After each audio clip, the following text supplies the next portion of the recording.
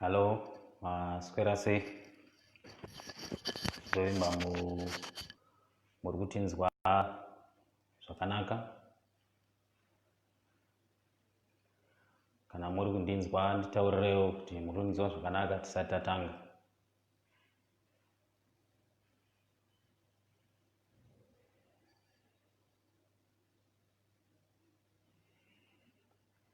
Ndiri kunzwika here? Hello?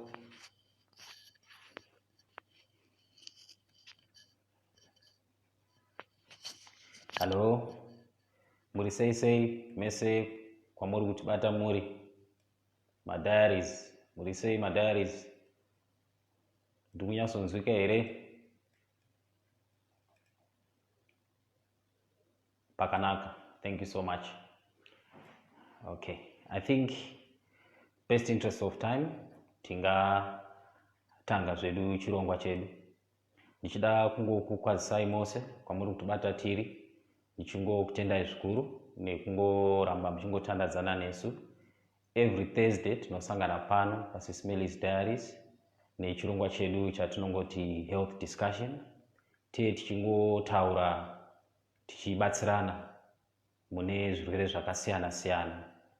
Zvikuru zvirwere zviri very much common mukurarama kwedu, zvirwere zvinoaffecta vanhu vakati wandei mukurarama kwedu, ndo zvatinenge tichitaura. So takangoti chirongwa chatikati in these times where we have got COVID-19, vanhu vane machallenges ekunge vachienda kuchipatara vachiwana rubatsiro nemhaka yekuti zvipatara zvinji I think vari kuita aya atinoti ma-emergency cases. Zvakureva kuti mamwe macases vanhu vakuwanika machallenges ekunge vanga vachibatsirwa, but zviri zvinhu zvekuti vakabatsirwa on zvinokwanisa kuita kuti upenyu hwedu huve nyore. Zvino tiri pano kunge tinge tichingopanana ruzivo in one or two things zvandinozivawo nemuwo tichibatsirana kuti tinge tichiona kuti health yedu iri pakanaka.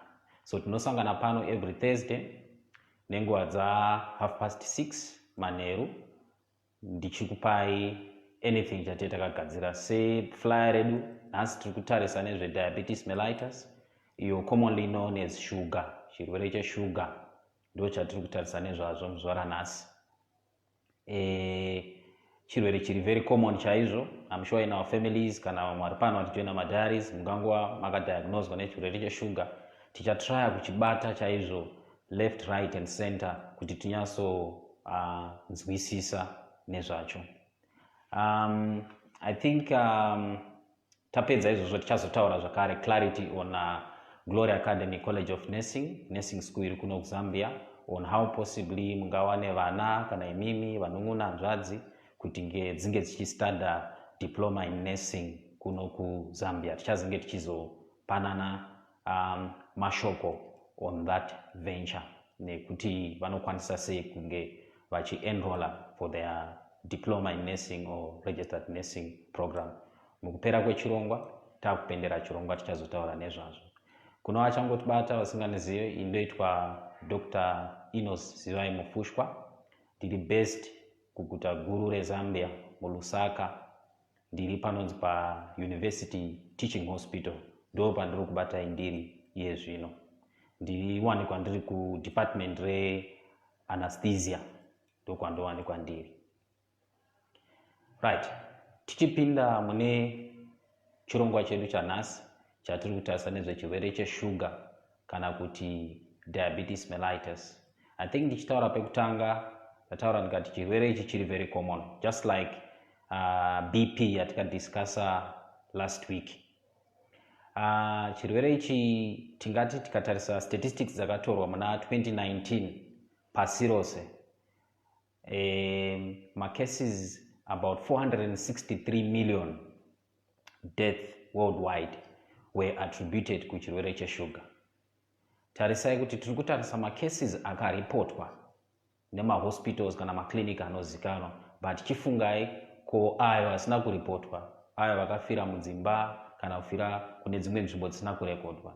Tikaaisa ipapapo on this 463 million, you can see that it's a very big number. And tichitarisa that number can be about 8.8% of the adult population atinayo world, which can tell you kuti this is one of the leading causes of death pasi rose, chirwere cheSugar. So zvakanaka chose kuti tinge tichiziva tozvidzivirira sei, kana tiinacho torarama sei kunge tinge tichibatsirikana, nekuti research inozodzoka yotaura zvakare kuti munhu ane chirwere cheSugar kana akanga achisiri kuikontrola zvakanaka, it doubles risk yemunhu iyoyo ye-early death. It doubles the risk ye-early death kune munhu iyeye kana asiri kuchengetedza zvakanaka nechirwere cheSugar. Besides that, even cost chayo yekurapa chirwere ichi mumahospital yedu nemune zvakasiyana-siyana, it's very expensive kunge tichirapa chirwere ichi, which means it also gives a burden to the healthcare sector zvikuru sei mukurapa chirwere ichi. That was more about yatingati epidemiology kana kuti tinge tichiziva kuti zvakakosha nei kuti tinge tichiziva chirwere cheSugar. Right, so chii chatinomboti chirwere cheSugar ichochi kana yatinoti diabetes. So tingatanga pakuti chikafu chedu chatinodya zhinji chacho chinoitwa chiri complex, kana chiti complex toro chakagadzirwa chine macomplex akati wandei, so chinofanira kunge chichiitwa breakdown. Chaitwa breakdown to the smallest or the simplest molecules. So simplest molecule yatinoya panapa iglucose, ndo inokwanisa kuabsorbwa nemacells emumwiri wedu yoshandiswa pakuti inge ichigadzira energy inodiwa mumwiri wedu. That's simplest form iyo ndo yatinoti glucose. So kana ukadya chikafu chako, ringava sadza kana chii, chinofanira kuitwa breakdown choiswa mu simplest molecule yatati glucose. So glucose iyi kana chikafu chako chabrekwa, glucose iyi inenge iri mublood, inotanga kucirculate iri muropa mako. Handiti wadya mukanwa chadzika esophagus chapinda mudumbu chagaiwa chadii, then chinozoabsorbwa chichienda mubloodstream mako manje ndo yatava kuti chi glucose. So glucose manje kana yamuropa mako umu haisati kayaenda kumacells kwatati inofanira kunge ichishandiswa. Glucose kuti iende mumacells pane key inodiwa kuti glucose iende mumacells, and key iyi inonzi insulin. So kana insulin iripo ndo ichadriver glucose kuti ibude muropa ipinde mumacells ichishanda basa rayo yainofanira kuita sei, yainofanira kushanda. So insulin iyi ndo inodikanwa kuti ibudise glucose muropa umu, idrive kupinda mumacells kuti glucose ichishandiswa zvainofanira kushandiswa nemacells. So insulin iyi inowanikwepi? Insulin inogadzirwa organ yebody yedu inonzi pancreas. Pane organ inonzi pancreas, kune macells arimo ndo anogadzira insulin. So macells akanagadzira insulin inobva yapinda mublood, insulin iyaya yochizobvisa glucose ichiendesa glucose mumacells. Ndo kunge kana zvinhu zvese zviita sei zviri kufamba zvakanaka. Right, so kana zvese zviri kuita zvakanaka hapana problem. Problem inozovepo ndeyekuti ngatiti iwewe pancreas yako iyi haisi kugadzira insulin yakakwana, kana kuti haisi kutogadzira insulin zvachose apo kapo. Tati insulin ndo key inodrive glucose kuti ipinde mucells. Saka kana pancreas isiri kugadzira insulin yakakwana, kana pancreas isiri kugadzira insulin zvachose, zvakureva kuti glucose yakutogara zvayo pai muropa, haichina kwaichaenda because key hapasisina. So glucose yakugara muropa, ndo paya paunozoti munhu ane sugar takutarisa kureva kuti sugar yake iri muropa yakakwirira o yakaita sei yakawandisa, iyo yatinotiyo hyperglycemia. So ndo chimwe chidimbu tingatara kuti chakonzera sugar. Asi pancreas yako inogona kugadzira insulin yakakwana zvakanaka pasina kana any problem, but insulin iya yagadzirwa pakushinoti pushe glucose ende macells aya anobva aita resistant kuinsulin iyaya, kana kuti mareceptors einsulin aya haachavepo. Asi insulin yaita se yagadzirwa, asi macells haacharesponde manje to insulin iyaya kuti glucose ipinde. Zvimwe zvakare zvinogona kukonzera shuga. Saka taakuona manje kuti tine mhando dzakasiyana o matypes eshuga atinawo. So tine yatinoti type 1, right? Type 1 diabetes iyi manje ndio yaonoti futi insulin dependent diabetes mellitus. Kana tiri kuti type 1 iyi problem yayo ndo yandatanga kutaura kuti pancreas yedu haisi kugadzira insulin zvachose o iri kugadzira insulin in insufficient amounts. Iri kugadzira insulin shoma koro haisi kugadzira insulin zvachose. So unenge une yatinoti type 1 diabetes. Right? Then ane type 2 ndiyo kuti pancreas yake iri kugadzira insulin hongu zvakanaka, asi macells ake ari resistant kune insulin, zvokonzera kuti glucose isa drive kuendeswa macell. So ndo anenge ane type 2. So type 2 inenge yitakuiti non-insulin dependent diabetes mellitus. Haine ine insulin iripo iri kugadzirwa, asi macells edu ndo ari resistant to that insulin. Ndo inenge ya type 2. Then tinozoita zvakare yatinoti gestational diabetes mellitus, ndo yekuti it comes through pregnancy, pamunoita nhumbu. Inongobatwa chete maita nhumbu. So iyi ndeyekuti maybe 24 to 28 weeks mune pregnant zviya maenda matest kwa shuga yenyu, maone kwa shuga yenyu yakaita yakakwira. Asi iyi kazhinji panosununguka munhu angozvara mwana wake kana malevels ake shuga anowanzodzokera back to normal. Asi kune vamwe zvakare kuti haadzokere back to normal, anogona kubva atoramba atori nayo shuga yeyo oiswa pamapirizi eshuga. Iyo tinoiti gestational diabetes mellitus.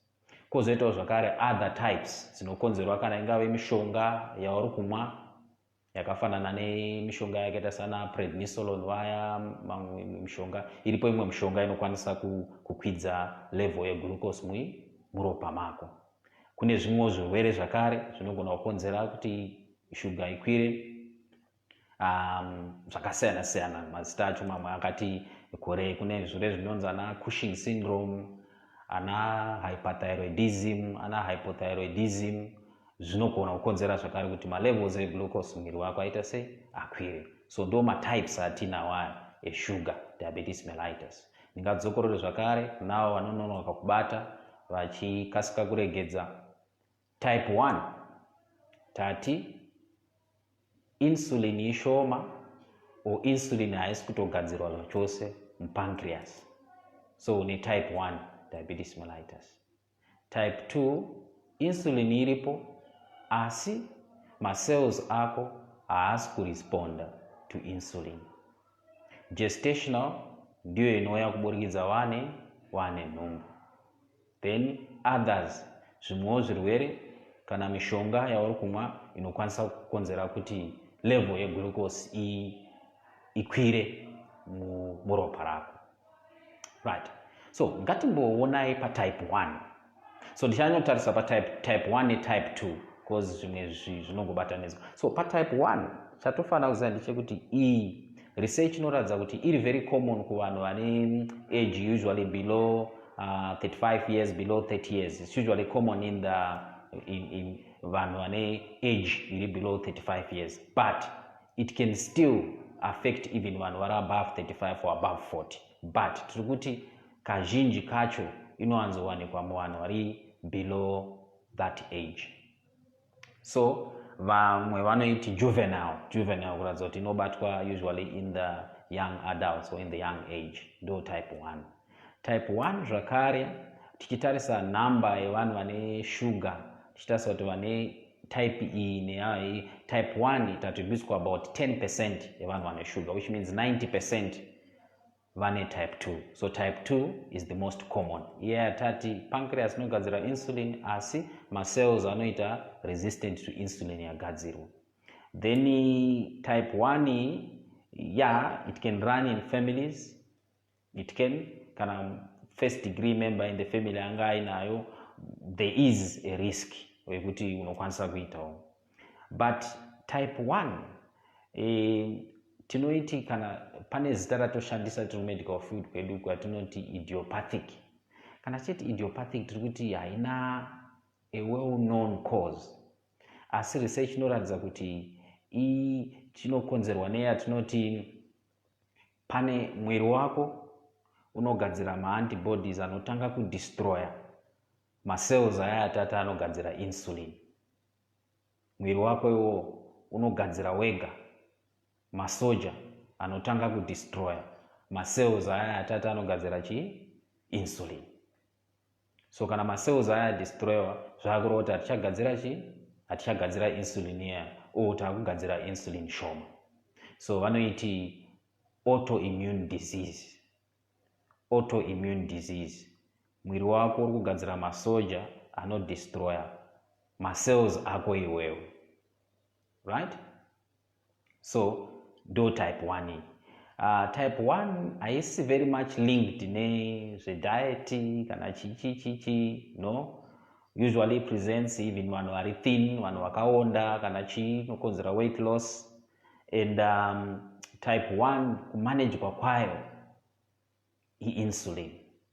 Munhu anenge achifana kutoiswa painsulin. Type 1 haingamanageke nemapirizi aya atinomwa mukanwa orally nechi. Type 1 strictly can be managed nema-insulin injection. That's type 1. Then titarisa type 2 ndo yari yatati macells ari resistant to insulin.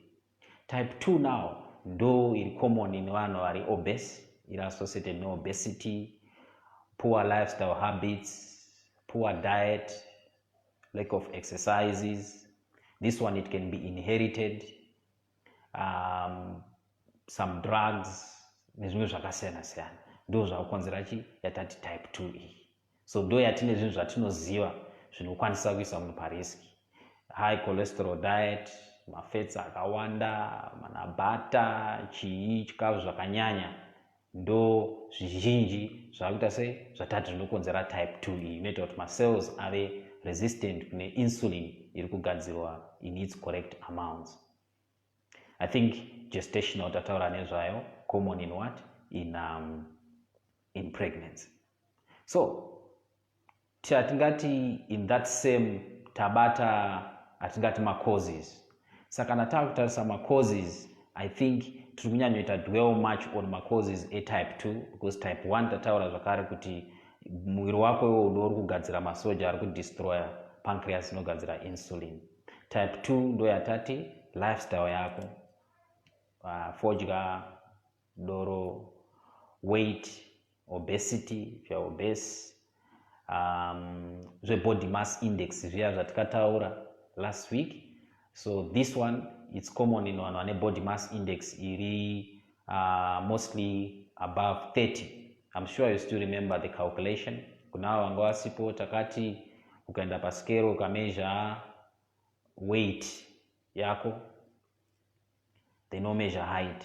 So weight yako divided by your height squared. So waenda paskero waita 60 kgs, height yako waita 1.6. So wakuti 60 divided by 1.6 times 1.6. Namba yaunowana ipapo ndo yatinoti body mass index yako inokwanisa kuratidza kuti uri papi. And takati below 18.5 zvinoratidza kuti you are underweight. 18.5 to 24 normal. Above 25 overweight. Above 30 ndo yatava kuti obese, or ndo yatava kuti obesity. Ndo yatava tine risk yoyo yekuita type 2 diabetes mellitus. Lack of exercises, I think tataura nezvazvo. Kudya ma sweetened sugars zvakanyanya, ma refined foods akanyanya zvinotisa zvakare at risk. fats, a high cholesterol diet, white rice vari refined and all zvinhu zvakare zvinoita zvinotisa parisk ne-high cholesterol diet. I think ndataura nezvazvo. Ndo zvinhu zvinogona kuisa parisk yekuita type 2 diabetes. So ndo atingati ma-causes kana kuti ma-predisposing factors atingati this diabetes yatiri kutaura nezvayo. Right. I think tadaro, let's look now kuti ma-signs and symptoms ndeapi aungapike, let's say hausati wanayo sugar or something chingakuite kuti ususpecte sugar. So for ma-signs and symptoms sugar, pane 3 are very common. 3 are very common aya ndeyekuti unotanga frequency yako yekuita weight inowedzera. You can notice kuti frequency yangu ndakunyanyoita weight zvakanyanya. Then kunzwa nyota zvakanyanyisa, frequency yako yekunzwa nyota zvakanyanyisa inowedzera. Then kanzara, right? Kungonzwa akuda kungoluma pese pasina kana ukangoti bwai wakuda kuluma, ukati bwai wakuda kuluma, ukada kuti bwai wakuda kuluma. Zviri 3 izvi ndo atingati ma-main things zvingaita kuti utange kuva suspicious about sugar. Frequency in urination, kuita weight kakanyanyisa, then kanzara katataura, then also kunzwa nyota zvakanyanyisa. Ndo zvatingati zvingakuita suspecta. Zvimwewo zvakare zvingazovapo zvakaita sekunzwa kuneta, fatigue, dizziness, kusanyasoona zvakanaka, tingati blurred vision iya, nezvimwe zvakangowanda zvinozouyawo, asi mazhinji anenge akuda kutoita ma-complications chaiyo pazvinogona kuzouyawo. Ndo zvimwe zvatingati ma-signs and symptoms aungaite note kuti unge uchiona kuti ungave wakuda kuita sugar here kana chii. Right. So wanotisa izvozvo now, ndezvipi zvinhu? Of course tinoenda kunana chiremba wedu, tinoonekwa sugar inomezhwa. I think vazhinji vedu even pano takambotariswa sugar, simple test, ungokuprika wotora blood yako woisa pakawanda katinoti ka-glucometer, kobva katipa reading yatinopuwa ne-glucometer zvinoenderana ne-type yacho glucometer. Mamwe anopa iri yatinoti ma-millimoles per liter, then mamwe anopa yatinoti ma-grams per deciliter, right? So millimoles per liter kana uchida kuisa ku-grams per deciliter unomultiply na 18 inobva yaenda kuma-grams per deciliter. But I think ma-glucometer mazhinji atinoona anoisa kuma-millimoles per liter, ndo atingati are very common in most of our pharmaceutical companies and all. So ma-readings anotorwa, even mega kumba, I think glucometer is a gadget that you can have, especially vane sugar munokurudzirwa kuita muchipota muchicheka pano nepapo sugar profile yenyu. So ndeipi yatingati normal, just like the way we discussed BP last week, tine ma-ranges again atinotamba nawo kuti tione kuti zviri right here. So for sugar, pane yatinoti fasting blood sugar. Fasting blood sugar ndeye kuti after meal yako yemanheru kuenda kunorara, umuka kuseni, usati wadya anything to measure sugar yako kuti iri papi. Iyo tunoiti fasting blood sugar. Then panozoita yatinoti random blood sugar. The word random, tangoitoro randomly, right? Any time of the day, right? So ndo ma-other types atinawo.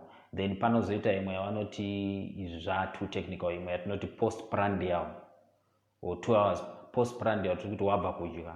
Satine yatinogona kutora tichiti ukadya, then toitora 2 hours after wadya, right? Tichiti postprandial. So 3 izvi.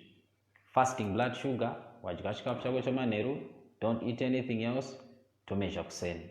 Random blood sugar, that we can take at any time. Postprandial, after maybe 2 hours or so wadya totora. Hande ipa fasting blood sugar.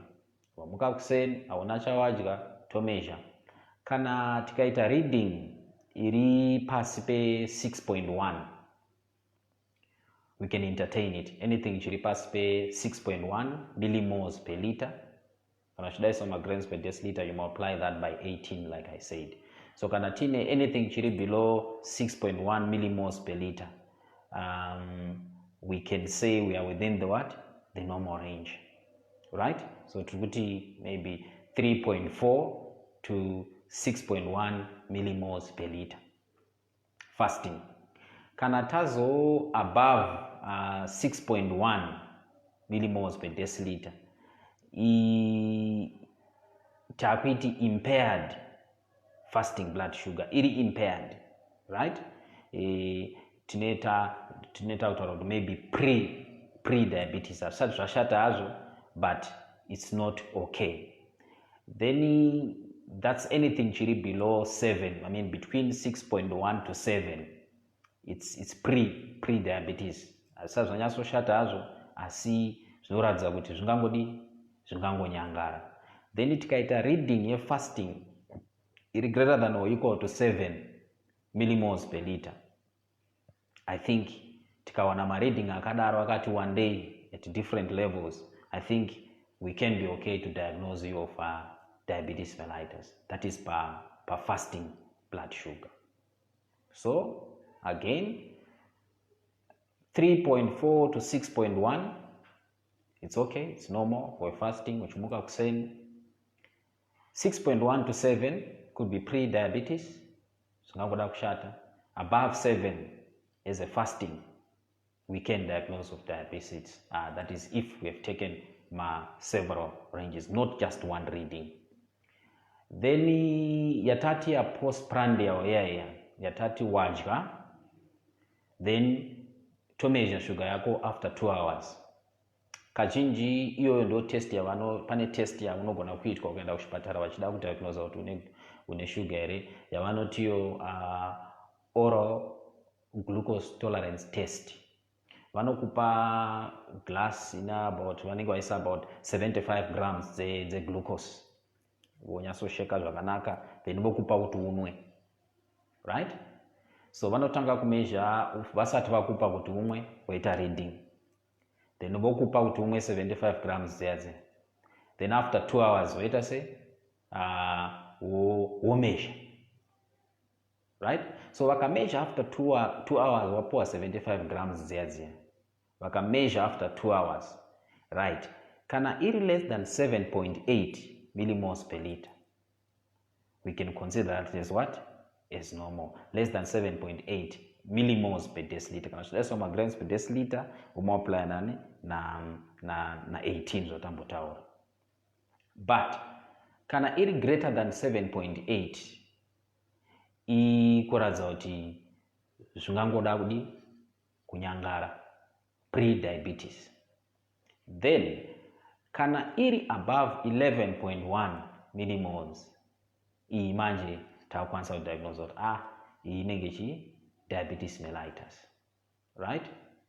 So ndo readings atinogona kuwana neicho chiglucometer chacho chakakosha zvikuru, even vasati vanayo, even vaanayo chakakosha zvikuru. But you find kuti munhu ane sugar readings anochinja because tine takutoziva kudhara kuti munhu ane sugar, so tine ranges atinoita aim kuti even yakakwira but mukatambira apa sezvo mune sugar kudhara, this could be okay. So you can find kuti munhu ane sugar kudhara akamuka aine fasting yake ye 7.5 or 7.8 or we can still tolerate that kuti zviri kuita zvakanaka because agara ane sugar kudhara. So zvinosiyana manje kana wadiagnoswa neusati. Apa ndachitaura maranges edu tisati.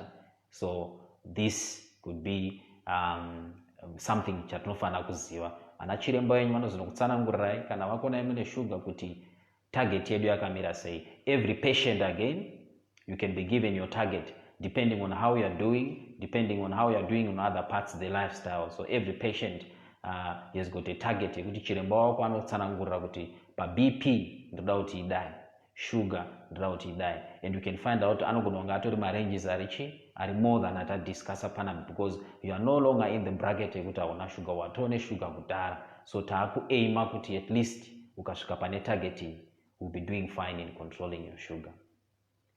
Anga matests anogona kuitwa kana urinalysis chaiyo, tora weight yako wodipa vanokwanisa kuona glucose muweight yako. So normally we shouldn't find sugar muweight, right? Normally we shouldn't find sugar muweight. So tikaona yamo sugar muweight, again it can be something that can help us to raise some eyebrows and investigate more kuti mune sugar ere kana chii, because normally we shouldn't find glucose in your urine. So imwe test zvakare inogona kuitwa. Then pane imwe test yakakosha zvakare kuitwa. Iyi test togona kuita kune adiagnoswa kudhara. Let me start ne ane sugar kudhara. Ane sugar kudhara pane test yatinoti, ndizoti ndingai break it down. Pane test yatinoti glycosylated hemoglobin test. Glycosylated hemoglobin test kana kuti HbA1c. Test yakakosha chose pakuti munhu ane sugar tinokwanisa kuona kuti mishonga yatamupa maybe for the past 6 months or so iri kushanda mushe here kana taita test. Again through blood yatatora yonotestwa. Saka tinoite glycosylated hemoglobin test. So inokubatsira kutreka kuti for the past 6 months or for the past weeks or 1 week or about 4 weeks or so, sugar iri kucontrolwa mune zvakanaka here. So glycosylated hemoglobin test iyi pane percentage yatinoti kana iri for munhu ane sugar kudhara, we can try to control it between 6.5% to 8%. It's okay, not more than that, right? So we try to maintain that 6.5 to 8%. That is quite okay kumunhu ane sugar. But kumunhu asina sugar, percentage yatataura inofana kunge iri less than 6%.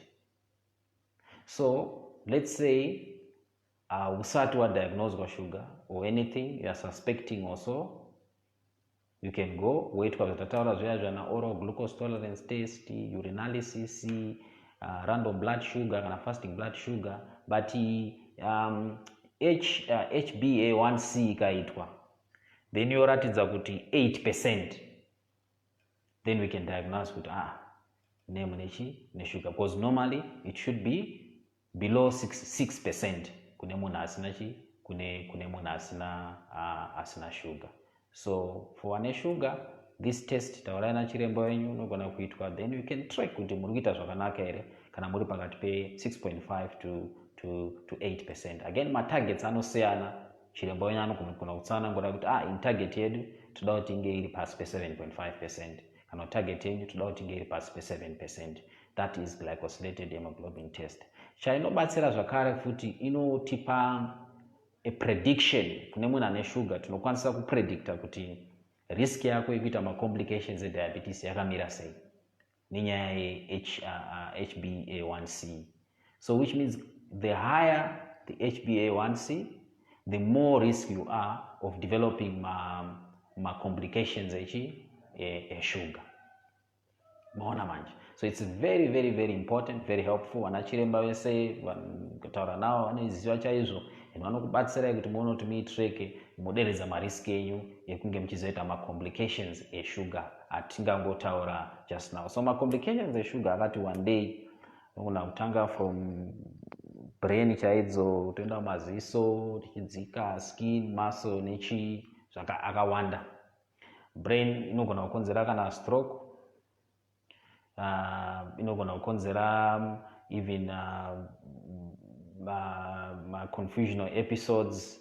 Zvikuru tine mamwe complications akaita seimwe atichazotaura inonzi DKA kana kuti diabetic ketoacidosis, yekuti sugar yako inokwira chaizvo kusvika kana kuma 45, 40 kana kuma 35, then ugona kuadmitwa neyo yatinoti diabetic ketoacidosis. Complications iwayo complications e sugar.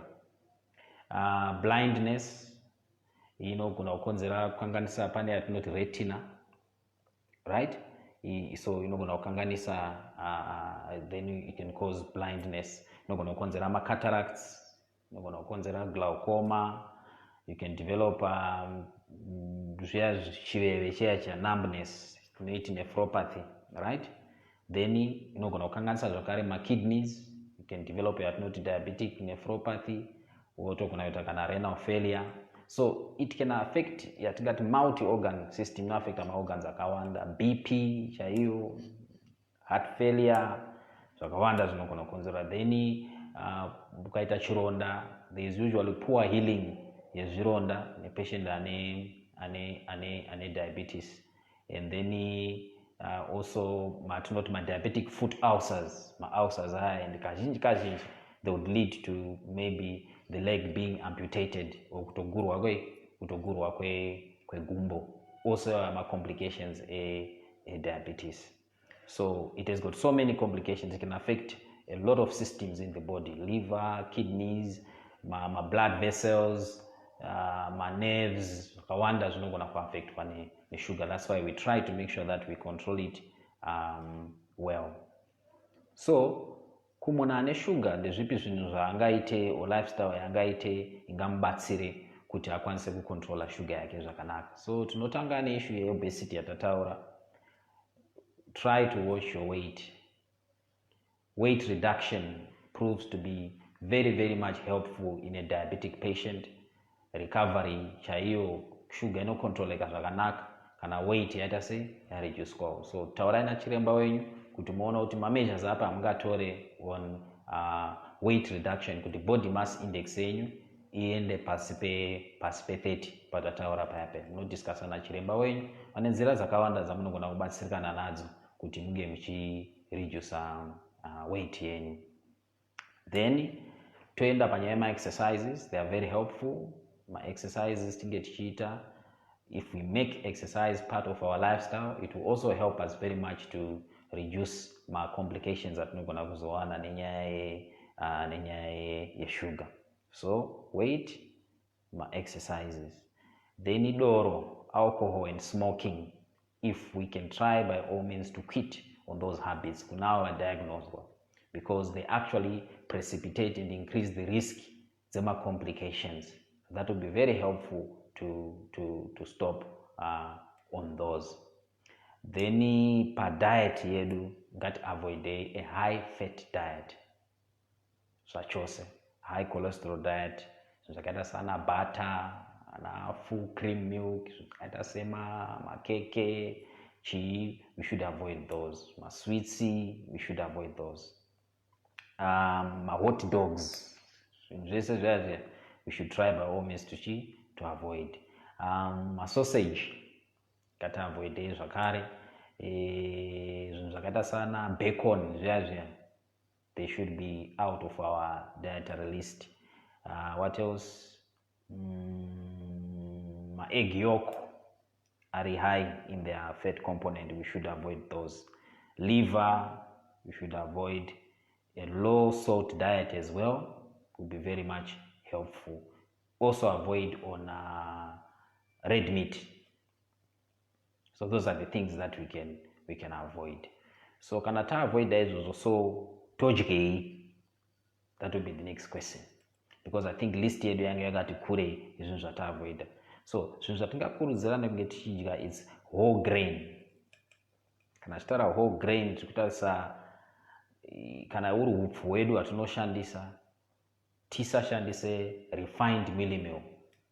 Nangwerewere aminoti wachiri kwera, nangwerewere chichi refined mealie meal, try not to use that, chiri refined.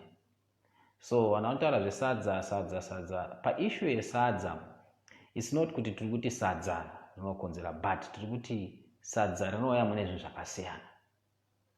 Sadza riri well refined kana ngwerewere waya, definitely that's a risk. Asi mugaiwa, ndisina kana kutombosvuwa, mugaiwa chaiwo straight anogaiwa pachigayo wodya, that could be very good. That's not a problem, right?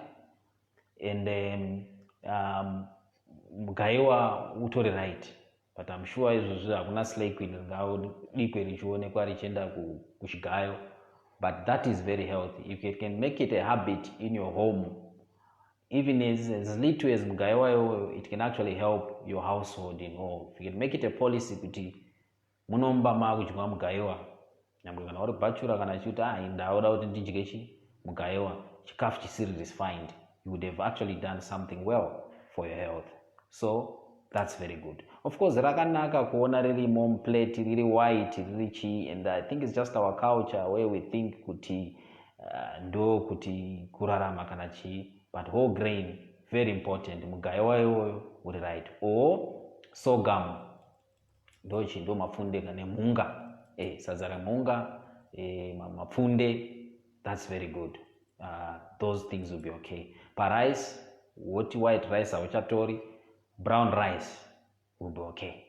So if you make just those two small changes in your lifestyle habits, it can mean a lot to your health. You never know. So mugayiwa wako, your brown rice, that will be okay. Kana ari mafats ukatarisa paunotenga paya pane vanonyora, so we will go for atinoti ma polyunsaturated fats. If you see kana pakanzi polyunsaturated fats, that will be very, very important.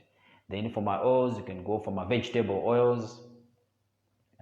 Fish is very good. Those are things will be okay. Then we'll avoid the red meat. Then my beverages are sweet wire. You also need to avoid those. So unenge uchitora zvinhu zvaya zvakanyorwa kunzi low fat, ndo tuntu waunotora tuyacho. My avocado, they are okay. My legumes, your beans, your peas, that's quite okay, right? So my fruits ako, apple, your banana, your oranges, they are quite okay. You can take those. Kana iri chingwa with a whole grain, my cereals ako, all those things will be very, very much helpful and okay kunge uchidya. So just try, you can try slowly. Kana iri fish, not fried fish, right? Not fried fish. Pane imwe type of fish inonzi king mackerel is not also good. That type of fish, they contain a lot of mercury, which is not also good for your body, so you can avoid those things. Okay, so ndo chikafu chaungatambe nacho, ndo chikafu chaungadye chinogona kubatsira in one or two ways, and you can just start slowly uchichinja uchireduce and all. So plate yako yaunofana kudya, even nyangwe usina sugar, nyangwe munhu ane sugar unokwanisa, nyangwe munhu asina sugar, you can still follow the same health tips. Nyangwe usati wanayo, it can help you. So plate yako, half of your plate, ngatiti kana dinner, try kuti half of your plate is made up of vegetable. Spinach, plate yako kana tikaiita pie chart, tikaita plate yako pie chart, mchaiziva pie chart chiache. So half nofana unge richi ma vegetable, ngave spinach, carrots nema tomatoes, ngameke half. Then quarter yasara yoita whole grain. Kana riri sadza kakota ke whole grain, munga kana mapfunde kana mugayiwa. Kana usiri kuda izvozvo, woita maybe riri brown rice, that's kakota kendiro, which means tasara nekota ichi yendiro. Maybe ndo paunogona kuisa ngave pork or chicken kako or fish, of course isina mafuta akawanda, ndiro yaita se yabo. Then wobva wati ka fruit paside, kana ka banana, kana ka apple, anything paside ka fruit, chingeta uchingochinjanisa. That could be your meal. So if you can try to make it a standard for your meal, that can be very helpful, and it can yield some results, especially now on the sugar. Even wasina, it can also help you, things like that. So unogona kuti breakfast rako ukati whole wheat bread, right? Maybe ukati one slice yako whole wheat bread, oregedza kisa butter kana chii, wobva wati ma cereals ako, right? Maybe half a cup, maybe 1 cup of low fat, not ine mafats akawanda iyayi, right? Oti low fat yako, then nekapiske kefruit, not avocado kana banana kana chimaskati. Unogona kugadzirako maybe sandwich yako ine chicken wakati uya unogona isa to lettuce mu whole wheat bread rako isa to lettuce nika low fat cheese kana ka low fat milk ka fruit kako futi kanofana kunge karipo. Manheru, I think we talked about how plate yako zvainofana kunge half vegetable, quarter brown rice or baked potato or munga kana chi kakota, then ka other quarter nopa unozoiso muriwo wako kana enichi then unozoisa tumaningi pakati. Unogona kuita tuma snacks azvirambidzwe tuma snacks twako twakasiyana siyana twaunenge uchingoita uchijobora jobora and all. Fruits atinowanzokurudzira of course tataura banana, avocado, berries they are okay, grapes they are also okay, kiwi aribo, orange aribo, peaches aribo, pears aribo, strawberries aribo. That could be your type of your fruits and all. There are so many documents on internet, dietary requirements for a diabetic patient and all. You can see all those and you can be helped. But mukataura nana chiremba wenyu, even kune zvipatara zvichine nutritionists or dietitians, vanonyatsoziva chaizvo vakazviendera kuchikoro, vanonyatsoziva kuti ndiro yako ngainge ine chakati makuseni, masikati ngaite ichi, makuseni ngaite ichi, and things like that.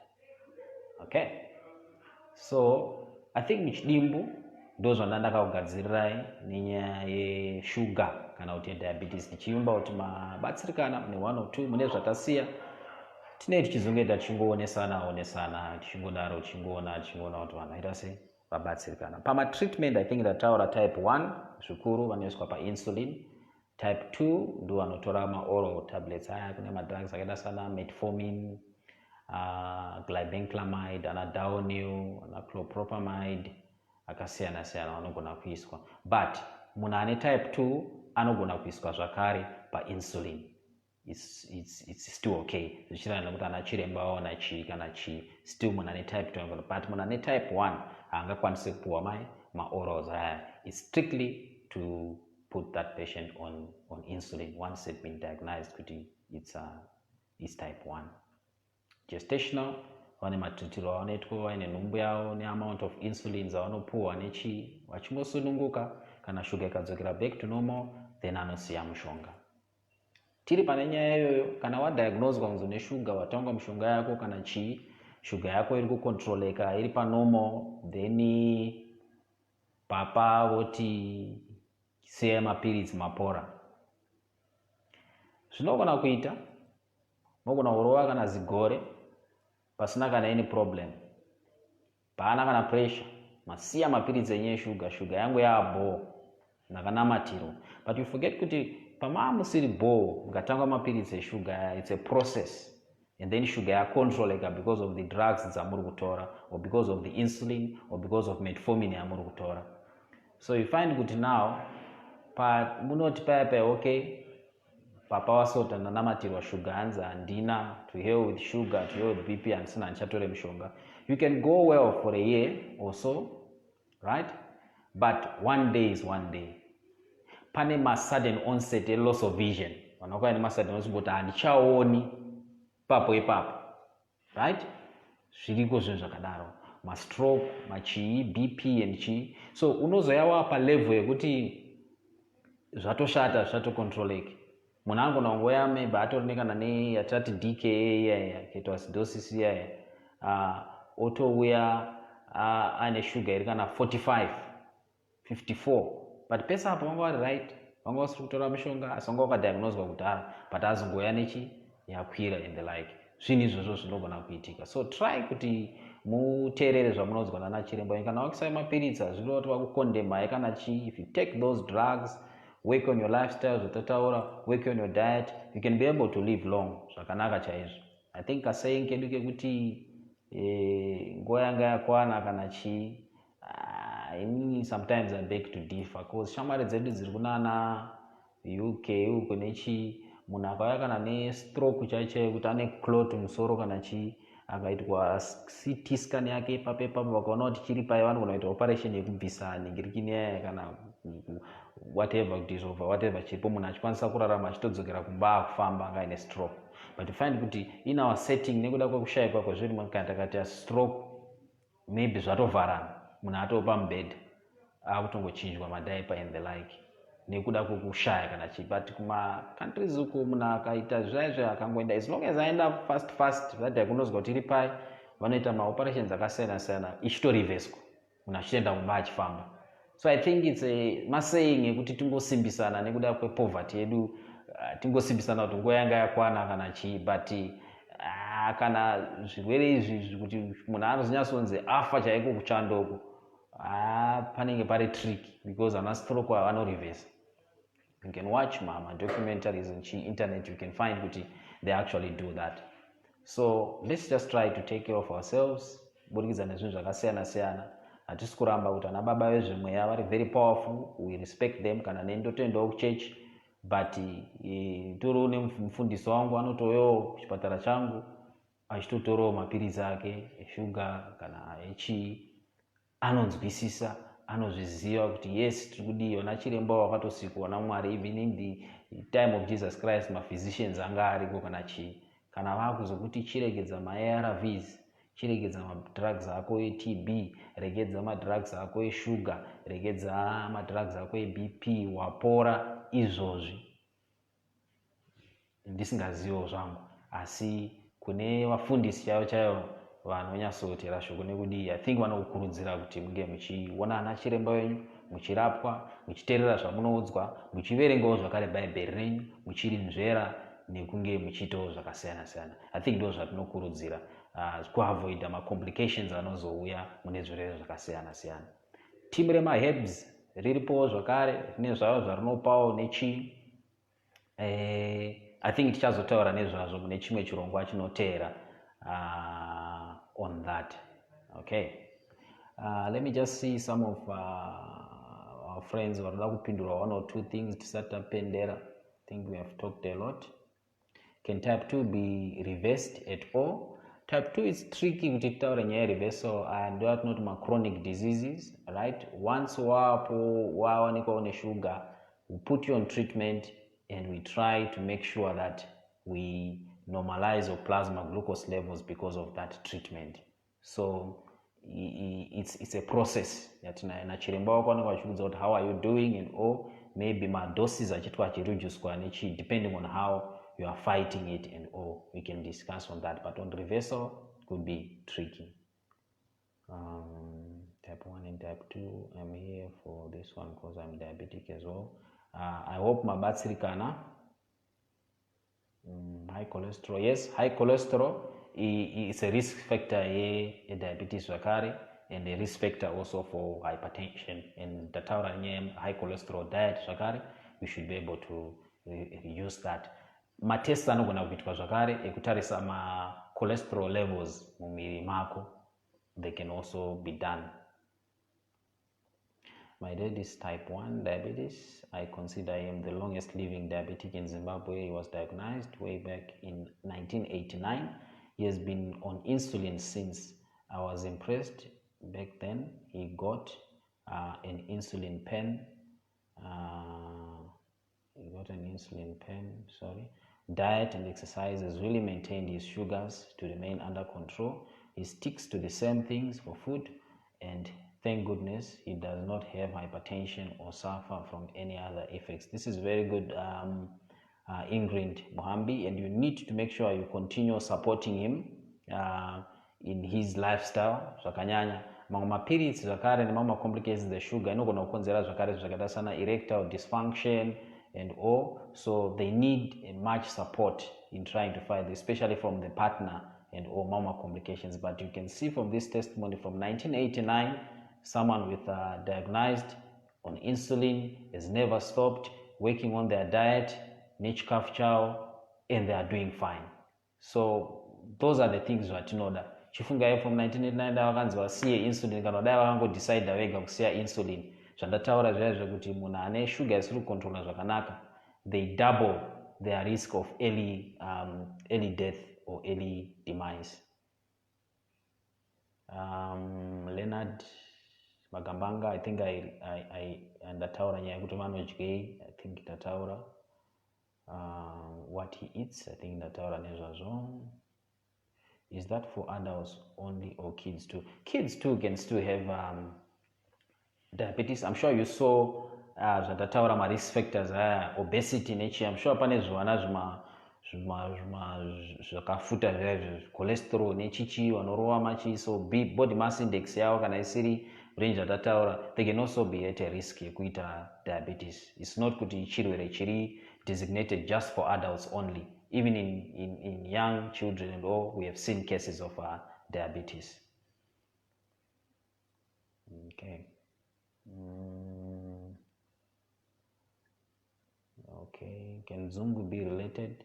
Mutaura dzungu ripi? Pane dzungu rebhepfe kana chitutaura dzungu rekufila dizzy, dizzy kusanyasona zvakanaka ndorati kutarisa, noti dzungu rebhepfe. Ndofunga musi kutaura rebhepfe. Rebhepfe hatingati shuga. Amen, kana ichizokonzera ndinachitaura dizziness, dzungu rimwe reya, noti rebhepfe. Wait, nonyota. Usually no carbohydrates, no sadza. Yeah, no, atingatendi no carbohydrates, no sadza. Zvandataura pasadza zvizvo. It's not kuti sadza is bad, but the type of sadza racho. I think ndataura refined, ngwerewere, chichi, zvizvo zviri refined. But mugaiwa wako, correct amounts, correct proportions. Nyaya iripo ndeyekuti refined foods aya. Ndataura kuti complex, chikafu chiri complex. Kana chapinda mwiri chinobreakwa down into smallest molecules like glucose. So refined foods aya anokasika kubreakwa down, auto-release glucose yakawanda mu blood nenguva imwe chete. But non-refined they gradually release their what? Their glucose. Gradually, because mugaiwa kawo. Kamanyasitarisa mugaiwa uri mundiro so kana mhunga. Gradually releases. So zvoita kuti levels ako glucose aite sei aramba ari murange iri bo. Warova sadza reangwerewere ka1 glucose yese muropa. Ndo nyaya iripo. So kuti titi no sadza, I remember ndakaverenga imwe article newspaper yataura kuti sadza has been attributed to chichi. Ingori nyaya yekuti ne carbohydrates akati but type yesadza yacho. I'm sure you can trace back vane chine kumisha kuri functional vanana mbuya vavo nana sekuru vachiri functional chaizvo mucan trace kuti vairarama sei kana chikafu chavaidya kana chii. Ndosaka chidaro kuti vanhu vaya vanga vakadzidza zvavo, but isusu kuzobatira zvinhu pamusoro nekudii toita kunge takafunda stereki, but zvinhu zvaidyiwa nevanhu vaya vakada vanyatsozvitarisa chaizvo zvine kakubatsira kazvaita kudzivirira zvirwere zvakaita seizvozvo izvi. So hatisi kuti sadza, but refined sadza redu rera tinoda rinenge riri white mundiro, tobva taona kunge tisu chaiwo. Ngatirove mugaiwa zvitebo.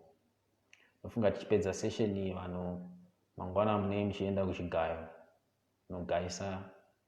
nogaisa sadza. Every so often he does have a little bit of rice, brown rice, okay, but he has a garden of vegetables. Well done.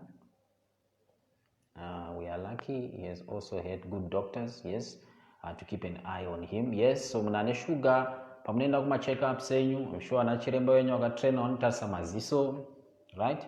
Votarisa BP yenyu, then vocheka zvakasiyana.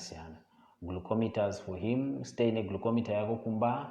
I got one here from the States, but the numbers are read differently than those in Zim. Zvandachitaura zvazvo amayang kana readings ekustates inowanzokupa grams per deciliter, then ana Zim nechichi UK vanowanzokupa millimoles per liter.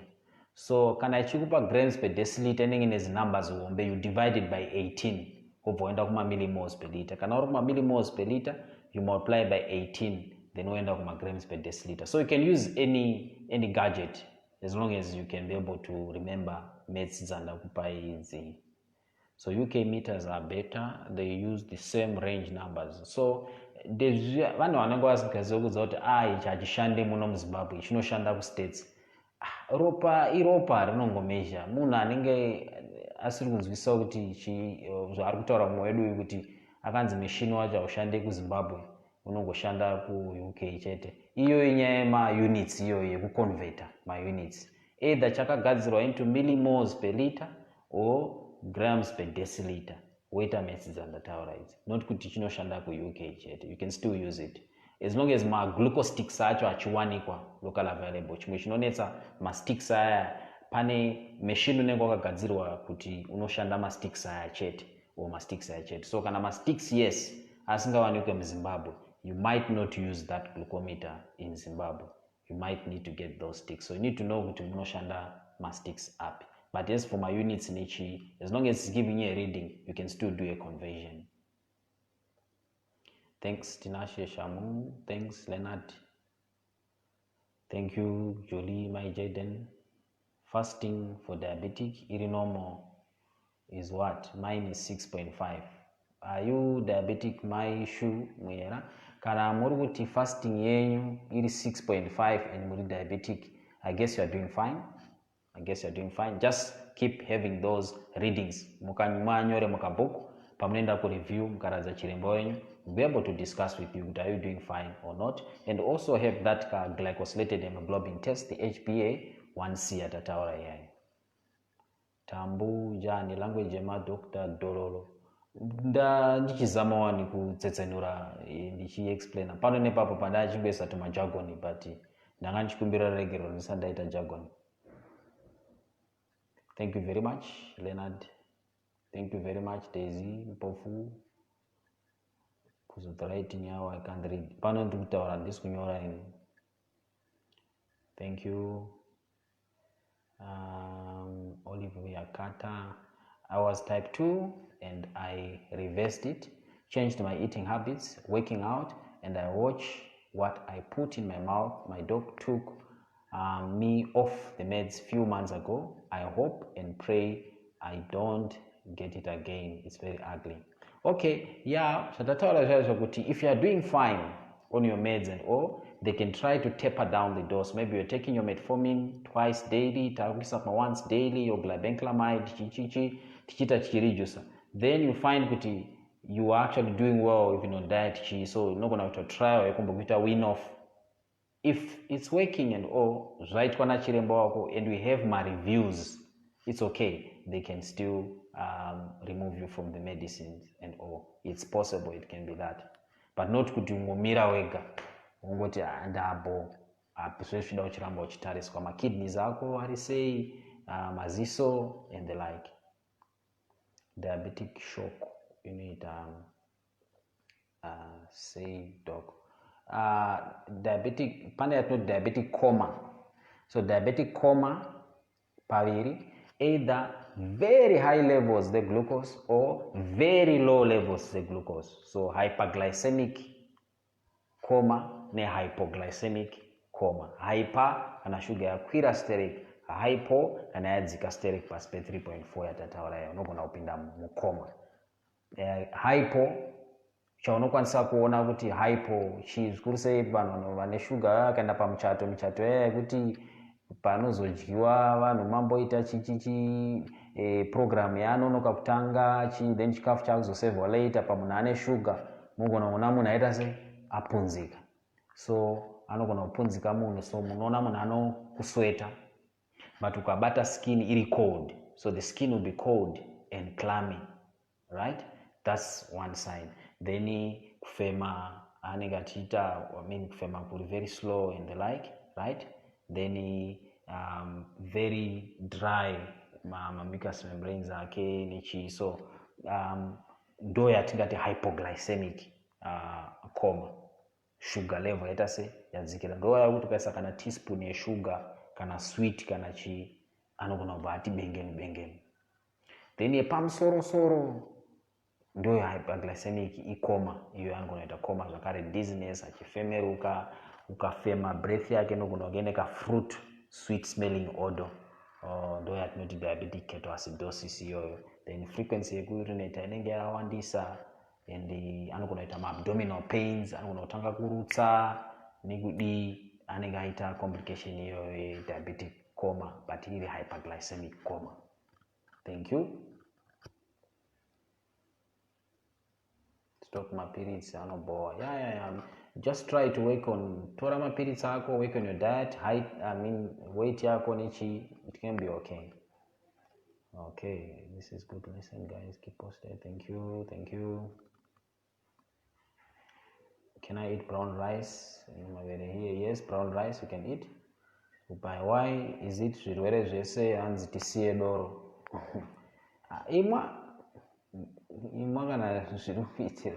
So if I want to lose weight, even though I'm not diabetic, can I remove red meat, liver, cakes, and those are the taura kuti diet? Yes, trukupa kuti vanhu vane sugar or inoisa risk, but still nyange usati wadiagnosed ne sugar, you can still do that diet. That means you are actually reducing your risks very well nyange usati wadiagnosed ne sugar. Would you advise someone who has type 2 diabetes to band?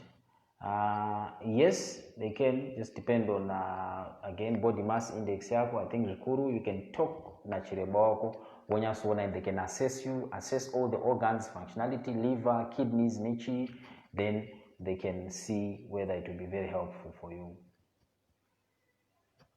I think Sami ndakudaira. Okay. Golf topic, I have terrible sinuses, please help. Sinuses, my air pockets are my bones are face. So Shukuru, I think you must identify my allergies. Identify what you're allergic to and try to avoid exposure to those allergens. Vamwe pollen grains, vamwe usquacha, vamwe even kitsi, mafairs, kitsi, vamwe dust, vamwe paint, zvakasiyana. It would also need to know occupation yako, noita basarei, nichi, those zinogona kukonzera asana sakanyanya. So those things need to be identified, and you need to avoid exposure to that. I think nogona kutaura na chiremba wako, anogona kubatsira kuti mu identify and nekona kuti ungatangwe chi and the like. Okay. As long as you start taking tablets, auchafanira kumaregedza. Is it true or not true?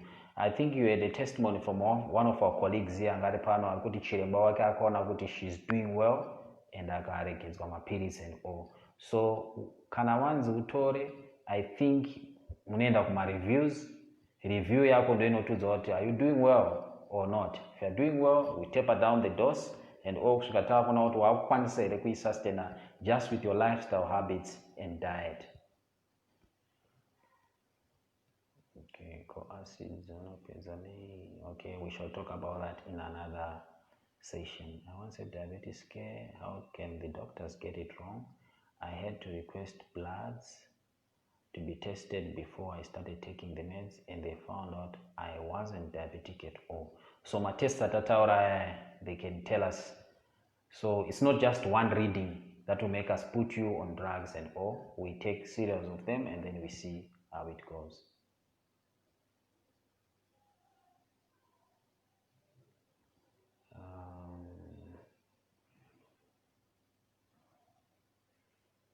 Type 1 is the challenging one. Do your meds up because you'll be on insulin.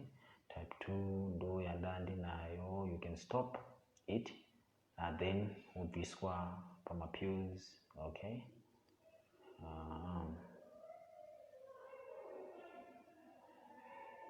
Kuna zvigayo. Apari 3.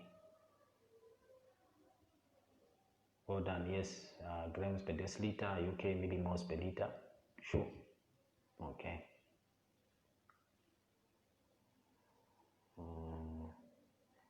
Okay, I think we've done well for today. Zhinji techizongoita tichibatana tichizotaura pane kanamba kamwe karipo paflyer kaya kamogona kukanda message. When I'm free, I can still get back to you and we can still talk when I'm free. I think just to clarify on the nursing school, takupendera kune avo vane hama varida kustada for diploma in nursing.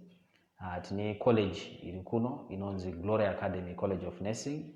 It is registered with the General Nursing Council of Zambia. it offers diploma in nursing. Diploma in nursing is an internationally accredited diploma. You can work anywhere as long as the council in a records a number of hours you spend in clinical area, theory and all, they can still transfer them from council to council and you can still be employed. Opportunities arimo zvakare muno kuna vanenge vachida kushanda, you can be registered with the Ministry of Health after wakompleta and you can get a post. Vachida kudzokera kumusha, still you can still do that, council to council, uendesa mapapers ako kuti how you were trained, the things that you covered, the curriculum is still the same, so hapana problem. The only difference ilipo ndeyekuti kuno the system yakasiyana neyekuzimu. I'm sure kuzimu once munawana nzvimbo yenursing, I think they start getting paid on it. Kunoku is different, you actually have to pay or train one. So that's a 3-year program that we are offering. We are getting my international students, we've got a lot, but now we do help them in acquiring the study permits. Ukangotipa zviri kudiwa, I think pane list yatinokupai kuna vanenge vatibata, then we try to process and then inobuda, then vana vodzidza pasina any problems. Fees edu, they are quite affordable, they are okay. I think tichitarisa rate iripo, I think today's rate is $1 is to 20 kwacha. You find kuti but isusu fees edu toda ari makwacha, so unoita zvaunoita nemadollars ako, fees inodiwa ari makwacha. I think fees edu tichitarisa rate yanhasi kune avo vabhadhara nechi, kuna vanga vachitobhadhara the whole year, I think inosvika pa $710 per year, but unobhadhara paunoda. You can decide, talk to the accounts on your payment schedule yaunenge uchida, and you can do that. So that's like $355 per semester, and semester that's like 6 months. My entry requirements: mathematics mandatory, English, and any science subject plus any other 2 subjects. Do my entry requirements acho. To apply, pane numbers andichaisa pa flyer after this show, nichangoisa flyer, numbers ziripo. What you do is just send your O-level results to that number. When they see your results, they will reply you with the application form, the fee schedule, and also the documents that are needed for the processing ya study permit yako. That is if vaona my results yako. Then you can fill in the application form, you can send it back again by that same number, it's not a problem. Then you need to pay a $20 application fee, which you decide, it depends, pane numbers ziripo, there are 2 numbers ziripo, depending on munhu ari kuhandler. If you are able kutumira, pane numbers ziripo, nezita raugona kutumira via mukuru kuna uri kutumira, or you can still do it together paunoita fees yako, as long as you indicate kuti this is for my application form nechi paunobhadhara fees yako in the school account, you can still do that. We are very genuine, and I think I've heard a lot of people coming to inbox and machiti, it's a scam, it's a what. Anyway, vanhu vavarwa vakawanda, and I wouldn't blame people nekuti vakangona advert vonikirira, but we are genuine. I'm here and I'm the board member academics. Ndindakatoyo nepfungwa kune mabhururu angu vamwe ese board members mazambians kati kuZimbabwe vanhu vane certificate 2 kana 3 iproblem kuti vanga vachipinda munursing, but kuno council kuno, as long as subjects ako aripo, angave certificate 30, angave 25 or 19, as long as subjects ako aripo vakakwanisa, you can still be enrolled to do diploma in nursing. Avana basa need the number of certificates. Again, there's no age limit.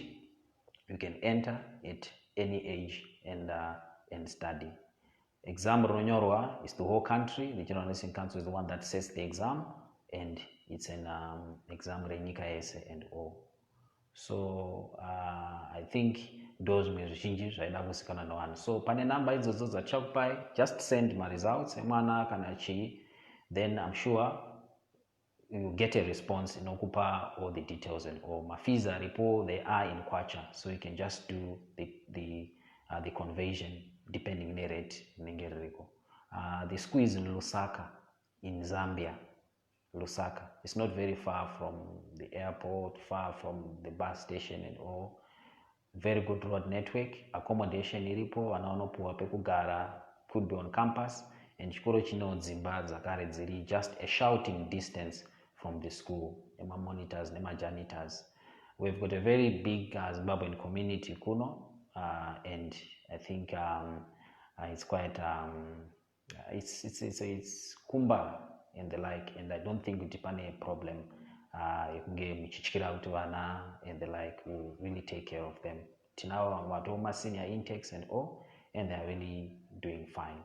So my intake said 2 pagore, tine January intake and a July intake. So January intake, of course, starts the first week of January. July intake at Itora 2020 was affected by the COVID-19, and students are learning online. And we're still accepting, but I think our closing day is on Sunday. Do closing day, then from there, because online to cover my modules at 1 day, so it will be very difficult for Mwana to catch up.